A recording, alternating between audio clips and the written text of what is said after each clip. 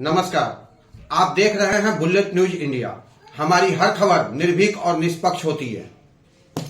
Booth पर आप कैसे मतदाताओं के बीच में जाएंगे, कैसे मतदाताओं को आप उनको संगठित करेंगे और आपके इस चुनाव के महत्व को उनको समझाएंगे। यह एक बड़ा टास्क, एक बड़ा काम आपके जिम्मे है। हम आपका ध्यान खींचना चाहते हैं। जो आज देश एक बड़े संकट के दौर से गुजर रहा है और आपका एक एक मत आने वाले देश के दशा और दिशा को तय करेगा। हम आपका ध्यान इसलिए खींचना चाहते हैं, जो आज देश कहाँ खड़ा है।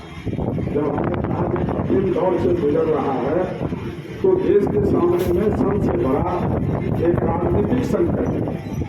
और वो राजनीतिक संकट यह है जो देश में लंबे संघर्ष के बाद 1857 से लेकर 1947 तक जो इस देश में महासंग्राम हुआ ब्रिटिश हुकूमत के खिलाफ, और लड़के देश ने जिस रास्ते को तैयार किया, वो रास्ता क्या था? भारत का संविधान, वी पीपुल ऑफ इंडिया, हम भारत के लोग। कहीं नहीं हमारे कॉन्स्टिट्यूशन में किसी जात धर्म की बात है। हमारा संविधान कहता है कि मौलिक मताधिकार के आधार पर जो बहुमत का निर्णय होगा वही देश चलाने का काम करेगा। ये कॉन्स्टिट्यूशन ने हमको राइट दिया, और इस राइट को अगर आप देखें तो वही एक खतरे में। अभी चुनाव आयोग का गठन हुआ, सुप्रीम कोर्ट ने फैसला किया, जो chief justice of supreme court, Bharat के प्रधानमंत्री और विपक्ष के नेता, ये तीन आदमी मिल करके चुनाव आयोग का गठन करेंगे। जब ये सुप्रीम कोर्ट का फैसला हो गया तो वर्तमान सरकार ने इसको बदला। पार्लियामेंट से बहुमत थी, 144 सांसदों को उन्होंने संसद से गेट आउट कर दिया, उनको हटा दिया। कभी भी देश के अंदर में ऐसा नहीं हुआ कि 144 इलेक्टेड जो हमारे नेता हैं, पार्लियामेंट के मेंबर थे, उनको उसमें से बाहर करके अब उसको तय कर दिया।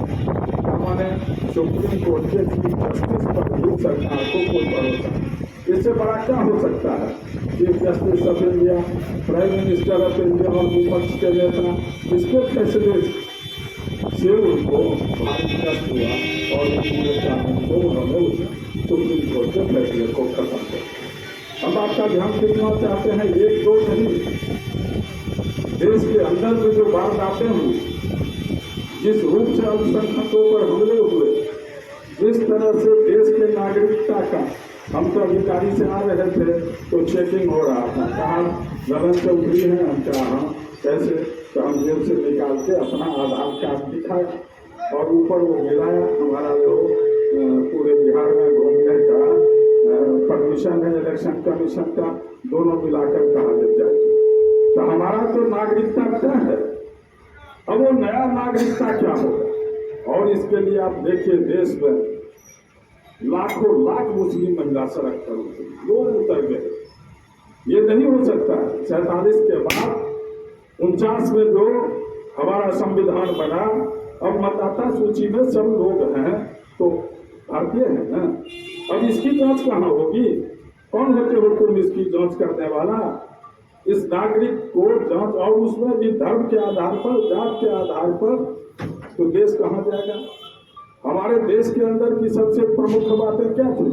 हिंदू, मुस्लिम, सिख, ईसाई आपस में सब भाई। यही एक सशक्त ताकत दिया जिसने ब्रिटिश हुकूमत को आप खदेड़ सके, हटा सके। कोई साधारण सत्ता थी क्या? दुनिया में 2/3 से ज्यादा दुनिया के राज पर ब्रिटिश हुकूमत चल रही थी। उस वक्त में भारत में आपने संघर्ष करके इसी मंत्र से आप लड़ करके देश को आजाद कराया। गुलामी की जंगी संयोग से हम लोग का जन्म नहीं हुआ था जी, लेकिन हम आपसे कहना चाहते हैं कि गुलामी कितनी पीड़ादायक होती है किसी भी देश के लिए। जब राइट टू वोट आपको नहीं हो, मीटिंग करने का अधिकार नहीं हो, अपनी बात को कहने का अधिकार नहीं हो, कहीं आप हस्तक्षेप नहीं कर सकते हो, तो गुलामी यही है। इसके खिलाफ जो लड़ाई हुई और जो मोर्चे बने, तो हम कहना चाहते हैं कि आज वो खतरे। जो सबसे बड़ा देश के सामने में बड़ी चुनौती है वो क्या है? देश ने जो एक सार्वजनिक संपत्ति बनाया, बड़े बड़े कल कारखाने बनाए, उद्योग बनाए, रेल बनाया, सेल बनाया, भेल बनाया, ये तमाम क्या हो गया? ये तमाम बिक गए। ये तमाम बड़े बड़े पूंजीपतियों के हाथ में चले गए। और बैंक और LIC जैसे संस्था भी संकट में है।